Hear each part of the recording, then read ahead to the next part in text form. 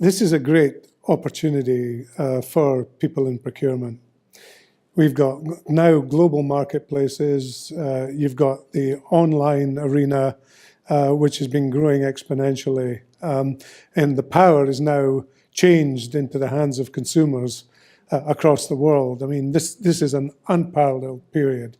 If you take retail sales in the US last year, in the last quarter, retail sales were up just under 5%, quarter for the year before. But the traditional sales were only at 1%. And the difference was made up by the online players. And so if you take eBay and Amazon, last quarter to the previous year's quarter, we're up 33%. And that is an amazing change. And that's not to mention what's happening in China with Alibaba, Tencent, and so forth. So this is a completely new environment where consumers can now get products available globally by clicking their mobile phone. And that is the fantastic opportunity for procurement, but it's also the challenge.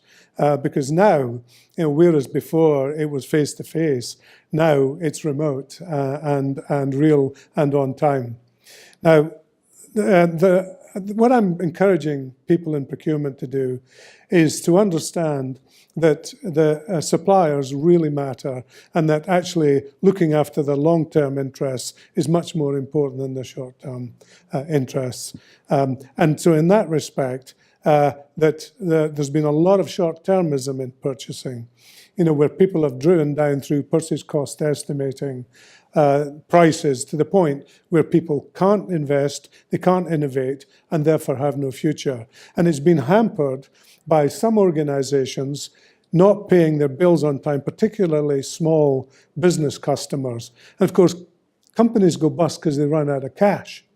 And therefore, if you don't pay the bills on time, you're engaging a perfectly good customer, because if they don't have the cash and can't raise the finance, they're going to go bust. And so the one message I give to people in procurement is you've got to think long term and think about partnerships with your suppliers, but at the same time, you're accountable for making sure that you don't do them unknown harm. And in that respect, my main message is pay your bills to small businesses on time.